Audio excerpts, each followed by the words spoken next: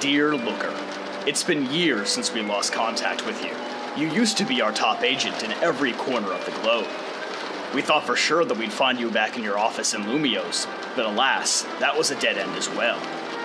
I'm sorry about Krogunk and how we didn't make it on time. We never were the same after that. You didn't even show up to our last company bowling tournament, but I guess I always beat you anyway. The International Police is in ruins without you, so please, Looker, tell us, where did you go?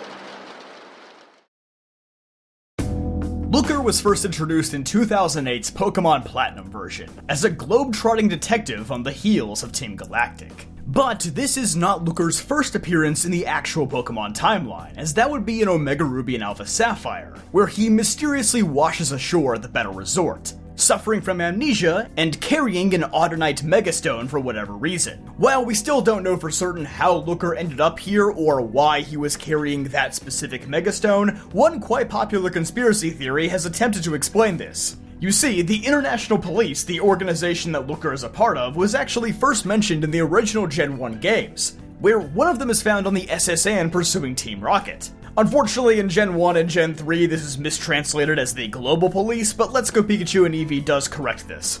But with this random NPC being the only other International Police member we know of aside from Nanu or Annabelle, many have come to the conclusion that this unnamed NPC is actually Looker in disguise. I mean, being a master of disguise is kind of Looker's whole shtick, so it makes sense. Though I'm not sure why he'd be outing himself to an 11-year-old child. That seems like a bit of a lapse in judgment if you ask me. But since there's a ton of evidence suggesting that the Kanto and Hoenn-based Pokemon games happened at the same time, if the SS Anne sank shortly after leaving Vermilion City, and this nameless NPC was Looker, it's not far-fetched to believe that this is why he ended up in the Battle Resort in the nearby Hoenn region. After all, the SS Anne does sink in the anime, and it never returns to the port in the game, so I don't hate the theory that it sank. Anyway, the point is, this is the best explanation we have for Looker washing up in Hoenn, though it still leaves the Megastone a bit of a mystery. My best guess on that one is just that Audino being from Unova means it's very disconnected from all the other Mega-evolved Pokemon in Hoenn, and it makes sense that a globe-trotting police agent would have come across this item at some point during his adventures.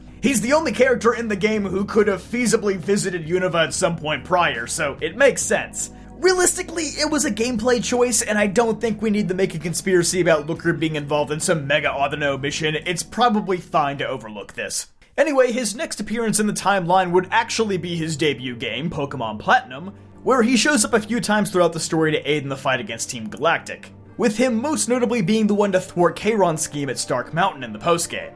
Shortly after this, he then travels to Unova to try and stop Team Plasma, but arrives just after the crisis has been stopped. He then teams up with Hilbert and Hilda in the postgame to track down the remaining members of Team Plasma's 7 Sages. He also gives you a fishing rod, because old men are notorious for hiding underwater. And then he leaves the region before Neo Team Plasma rises up, so yeah, Looker, you kind of fumbled your work in Unova, not gonna lie. But from here, Looker would travel to Kalos, investigating the fallout from the Team Flare incident. But the Looker in these games is remarkably different from the Looker in the past. He completely drops his odd manner of speaking from previous games, perhaps a result of him recovering from his amnesia, and it's strongly implied that sometime between the events of Black and White and X and Y, his partner Pokemon Krogunk was killed during a mission. Despite this tragedy, he forges a strong bond with Emma and later arrests Xerosic, who is manipulating Emma to do crimes for him. He then reveals his role as an international police agent and leaves the bureau under Emma's care. Several years later, Looker travels to the Alola region, where he is paired with former Frontier Brain Annabelle, who also lost her memory similar to Looker after being exposed to an Ultra Wormhole. We don't know exactly when this happened in the timeline, but they say she lost her memories roughly 10 years ago, so we know there's at least that much of a gap between the Hoenn-based games and the Alola games. It's also revealed that 10 years ago, Looker previously worked with Kahuna Nanu, his former superior, and an unnamed Fowler who had also lost their memories. However, this person was also killed during a mission as the International Police had used them as bait to lure in Ultra Beasts. My god, and Looker stayed with the organization after this? I think I would have had second thoughts about my career path. Regardless, this does raise some questions about Looker's amnesia. Was he also a Fowler and was unaware of it the whole time? Did the SS Anne actually sink, or was it an Ultra Beast attack?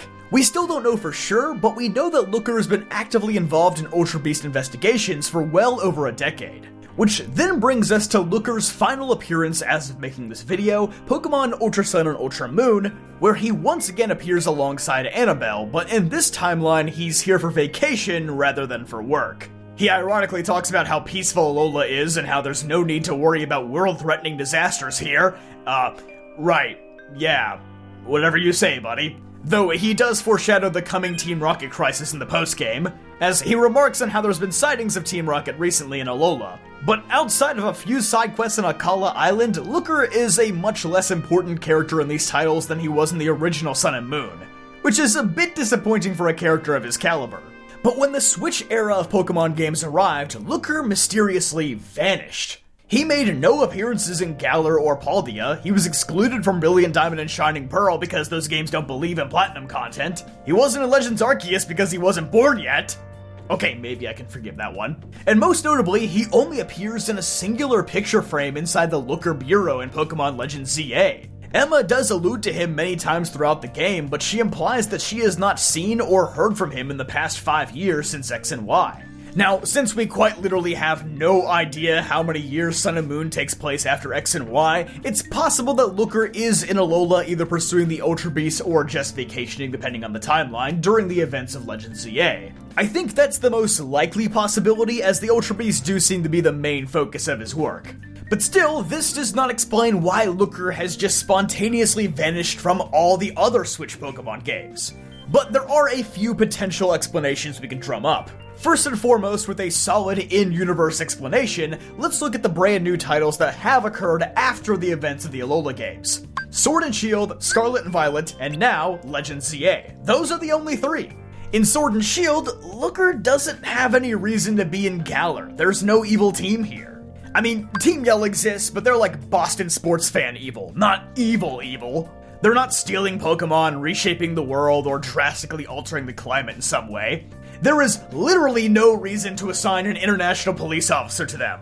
Also, the crisis that happens in Galar is very spontaneous.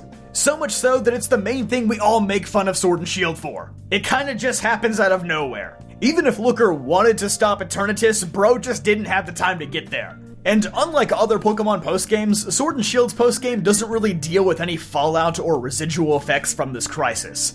It's just the lame Swordward and Shieldbird plot, which again, Looker would have no reason to look into. The only possible reason Looker would have to show up here would be the Crown Tundra DLC, where Ultra Beast just started appearing in the max layer, but again, that's a very spontaneous event that the player, Sonia, and Peony are more than capable of handling on their own. For Paldea, they likewise have no evil team that threatens to disrupt the peace of the entire Pokemon world, just a rogue gang of delinquent students.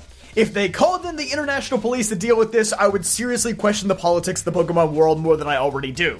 Paradox Pokemon escaping Area Zero is a pretty serious threat, but it appears that almost nobody knows about this yet. In fact, pretty much just the people in close contact with the AI professors do. And the situation gets resolved before anybody in the outside world would get a chance to learn about it. And none of the DLC or post-game deals with a fallout from this crisis, so again, no reason to send the international police in. Legends ZA is, again, very similar. Yes, Rogue Mega Evolution is a rising problem, but I don't think anybody knew it would lead to another potential Ultimate Weapon crisis. If there was any serious concern about it, I'm sure Quizartico was probably reassuring everyone that they had the crisis under control until they didn't. And again, things only go from mildly bad to catastrophic in the span of one night. And plane trips from Hawaii to France probably take a lot longer than that. Still, I think Looker could have wrote a letter to Emma asking if everything was alright in the DLC. I mean, he has her address. It wouldn't be hard. Send a dang Christmas card, for crying out loud. But to wrap up these 3 games nicely, it's very clear that none of them have a narrative niche for Looker to fit into. And that's likely the largest reason we haven't seen him since Alola. Of course though, there's always the possibility that Alola was intended to be the end of Looker's journey. The Alola games finally answered a lot of questions about the international police, it tied Looker pretty solidly into the Ultra Beast storyline, and Ultra Sun and Ultra Moon almost felt like they could have been a soft exit for Looker. He's not in these games to solve any big cases or anything, it more or less just seems like he's enjoying an unofficial retirement. But of course, we have to consider reasons outside of the in-game universe as well. When Looker was at his most active were the DS and 3DS games, when Pokemon lore was the most interconnected it's ever been outside of Gen 1 to Gen 2. A lot of the concepts and stories from those games kind of flow together, and so Looker served as a bit of a constant through that narrative. Compare this to the Switch-era Pokemon games. With the exceptions of the Legends series that are deliberately tied to previous titles, the other games in Galar and Paldea are as self-contained as possible.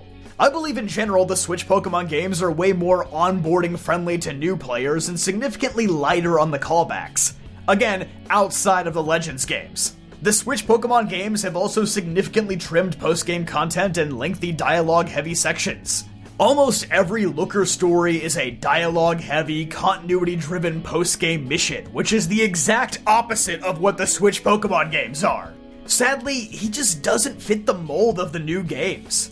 And from a business perspective, while Looker's a popular character, he's like mid-tier recognizable at best. He's not moving any merch, he's not raising game sales, heck, he doesn't even own any Pokemon anymore. He's more suited for all-encompassing side material, like Pokemon Masters or the Pokemon Generations animated series where he appeared in 4 separate episodes.